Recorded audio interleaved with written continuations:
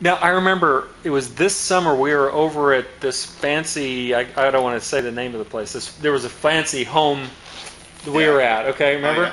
And the other contractor had just put it up there fast. Oh, yeah. Remember? Mm-hmm. Okay, and then you told me some of the differences between what they had done and what you did, and you went back after and she had paid the guys too. Yeah, she had paid the guys to do this, and then you had to redo it all over again. Right. Tell me some of the stuff that was going on there. Well, this was on the exterior part of the house. Yeah, remember? Yeah. They had painted. It was a front porch, and it was an older home. And it had dental molding along the crown of the mold. It was gorgeous. It was really, really pretty. Dental molding where it goes up, down like up, this. down, like down. teeth. Or like teeth, exactly. Yeah.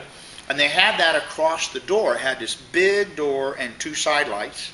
And it had that dental molding went all the way across the top, the ceiling of the roof, the ceiling of the porch. It went all the way across that. And it was really small. Uh-huh. And it was really pretty, but it was... Over the years, people had painted it, and it had gotten globbed up in there and drips, and some of the dentals had closed. That the paint was so thick it had closed them together, or you would be halfway closed. Yeah. It just looked crappy. Yeah. Okay? Yeah. And so I told her, listen, this needs to be cleaned off. They had just painted over it. Everybody had. Yeah, everybody. Probably had. 10 different contractors. The guy she'd already paid had just painted over the top of it. And I looked at that and I said, listen, I know you paid for this already, but this is the front of the house. Yeah. This is what people look at, and she's going to have a lot of people coming for Christmas and stuff. Yeah. I said, I'll clean that up for you. I mean, it's not going to be cheap, but it'll be cleaned up. And so we heated, scraped it down with heat guns, cleaned it off, and now it stands out. It looks like the delicate lace on a shirt or something that's done, the embroidery. Yeah. That's what it looks like around the detail is striking now. The detail. And it looks good. And you walk up to the house and it fits together. Right. It looks good. It doesn't look like crummy. Right. And that's the difference. Right. That's the difference. Taking the time to clean that up. And paying attention to that and actually telling her about it. Right. Because she didn't even think about it. She didn't think about it. And once she looked at it, she said, oh my, yes. And then when we got it done, she said, oh, that's beautiful. Right. And it really makes a difference. Right. And taking care, because if you don't do that, the next time she paints, it just gets worse. Right. It just keeps getting worse and worse and worse. Right. And every coat of paint you put on it, the harder it is to get off. Right. So that's the importance of paying attention to detail and doing it right. And it's going to look good.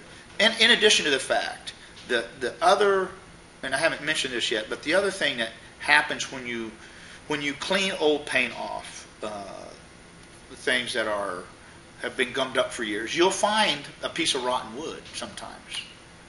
And what is rotten wood? You got, is it termites?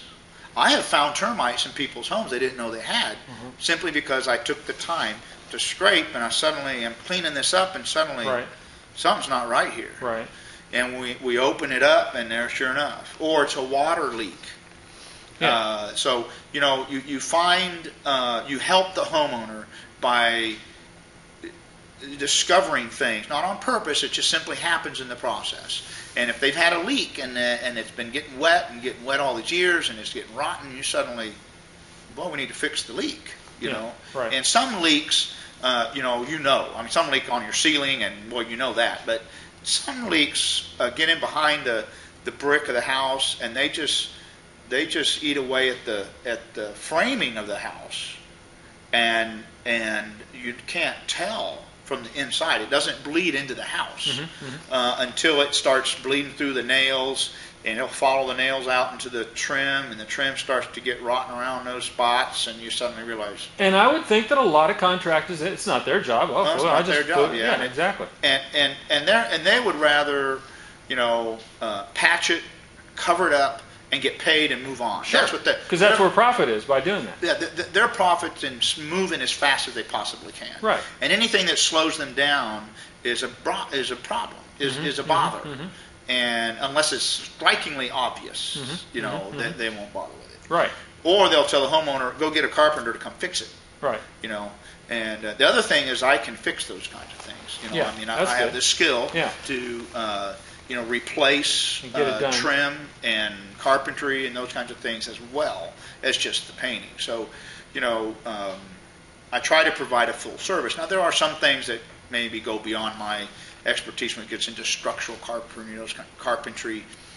I don't get into structural stuff, but Right. but anything that, you know, trim, Cosmetic cosmetic type things. yeah. Oh yeah, I'd be glad to take care of. Yeah, those. that's good.